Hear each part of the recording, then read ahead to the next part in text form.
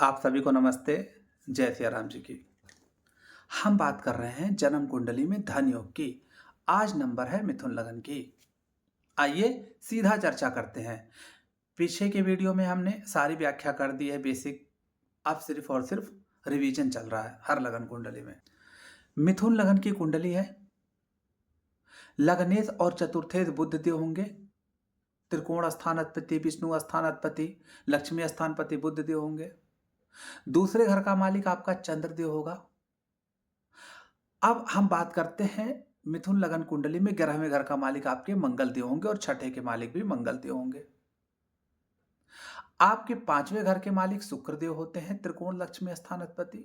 9वें घर के मालिक यहाँ शनि देव होते हैं, लेकिन वो अष्टमेश भी होते हैं, इसलिए मध्यम धन योग में शामिल होंगे। क्लियर हो गया। और मिथुन लगन की कुंडली में 7वें और 10वें घर का मालिक देवगुरु बृहस्पति होता है। तो सूत्र क्या है? त्रिकोण स्थान अधिपति का संबंध धन स्थान अधिपति से होना चाहिए। लग्नेश चतुर्थेश बुध का संबंध अगर चंद्रदेव से बने, बुध चंद्र का धन योग बन गया। अगर लग्नेश चतुर्थेश बुध देव का संबंध आपकी कुंडली में मंगल से बन गया, मंगल बुध का योग अच्छा नहीं माना जाता, लेकिन भैया हम धन योग पढ़ रहे हैं। छठा घर अर्थ त्रिकोण का है, सभी प्रकार के लेन देन का है। 11वां घर लाभ का है। पीछे के वीडियोज में सारी व्याख्या देख लीजिएगा। तो मंगल बुध का भी यहां प्रबल धन योग बनेगा। लग्नेश का लाभेश का, चतुर्थेश का लाभेश का, क्या मस्त धन योग बनेगा। अन्य मामलों में गड़बड़ करेगा वो अलग व्याख्या है। अब शुक्र का संबंध चंद्र से बन जाए, पंचमेश का धनेश का धन योग बन गया। शुक्र का संबंध से मंगल से बन जाए, लाभेश और पंचमेश का त्रिकोण स्थान अधिपति लक्ष्मी स्थान अधिपति का लाभ भाव के मालिक से मंगल शुक्र का धन योग बन गया। कुंडली में यहाँ गुरु की स्थिति देखिए बहुत अच्छी है। सप्तम घर व्यापार का, साझेदारी का, वैवाहिक जीवन का, पत्नी का, जीवन साथी और संगनी का। 10वां घर आपके पिता का, कर्म का, प्रतिष्ठा का, कार्य क्षेत्र का। चंद्र गुरु का गज केसरी बहुत मशहूर है। धनेश सप्तमेश धनेश कर्मेश, चंद्र गुरु का संबंध गज केसरी योग बन गया। और तो धन योग बन ही गया कर्मेश का धनेश का। कुंडली में गुरु और मंगल का धन योग बनेगा, क्योंकि मंगल यहाँ पर लाभेश है और अर्थ त्रिकोण का मालिक है, और गुरु यहाँ पर सप्तमेश और दशमेश है। कर्मेश और लाभेश का संबंध वैसे भी धन योग बन गया। अन्य दोनों राशियां आपकी 7वें और 6वें घर में वो भी धन योग में बनाएंगी। हालांकि छठे घर के मालिक का संबंध जैसे भी होता है तो पैसों का लेन देन होने लगता है, कभी कर्जे के रूप में, कभी ऊपरी इनकम, लेन देन, अनेक कारण बनेंगे, वो अलग व्याख्या है। कुंडली में अब हम बात करते हैं शनिदेव की, जो कि त्रिकोणेश भी हैं, अष्टमेश भी हैं। तो आप मिथुन लगन की कुंडली देखेंगे, वहां पर शनि क्या करता है व्याख्या आएगा। अभी त्रिकोणेश से बताता हूं। शनि चंद्र का धन योग बनेगा, लेकिन अष्टमेश होने से उस धन प्राप्ति में कुछ बाधा होगा, नुकसान भी हो सकता है। शनि मंगल का भी धन योग बनेगा, कर्जे के नैसर्गिक कारक होते हैं।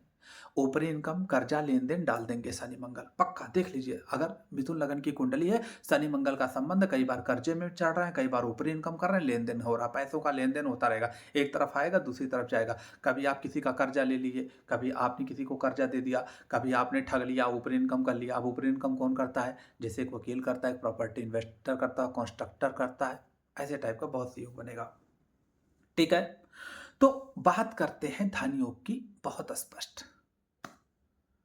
लग्नेश बुध, शुक्र और चंद्र और लाभेश मंगल और सप्तमेश दशमेश गुरु का, इन 5 और शनि का भी, इन 6 ग्रहों का आपस में कैसे भी संबंध बन जाए, समझ लीजिए आपकी कुंडली में प्रबल धन योग बन गया।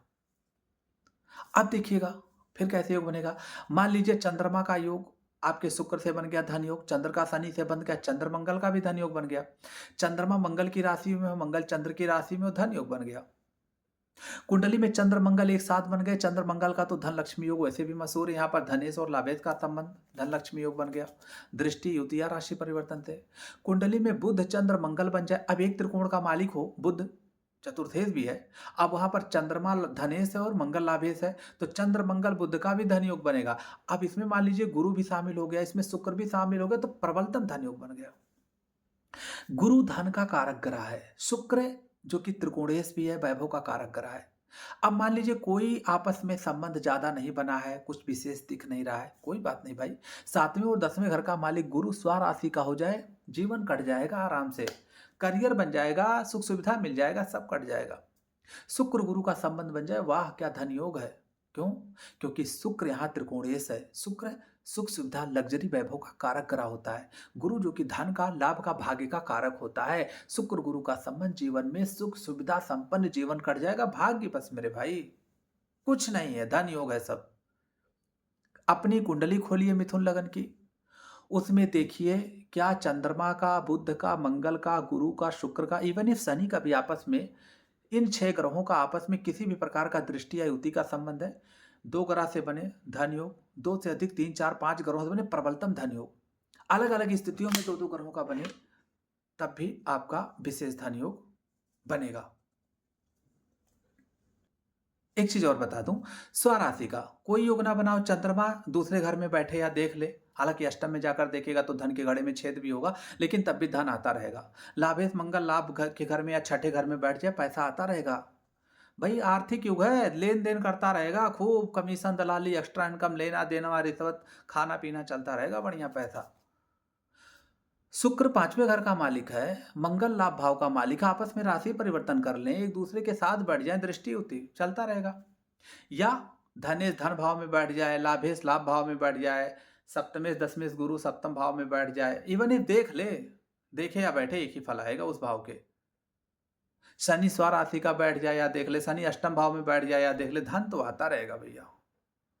तो कुल मिलाकर इन 6 ग्रहों का आपस में संबंध आपका धन योग बनाएगा। अपनी कुंडली को फिर से चेक करिए, बहुत अच्छा धन योग का निर्माण होगा। आप पिछले के वीडियो को देखेंगे तो और समझ में आएगा।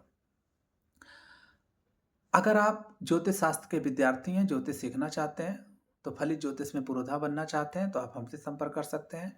अगर आप अपनी कुंडली की विवेचना करवाना चाहते हैं तो हमसे संपर्क कर सकते हैं। अगर आप ज्योतिष के विद्यार्थी हैं, आपका फलित ज्योतिष में कोई कॉन्सेप्ट नहीं क्लियर है, तो भी आप हमसे जुड़ सकते हैं, संपर्क कर सकते हैं। आप सभी को नमस्ते, जय सिया राम जी की।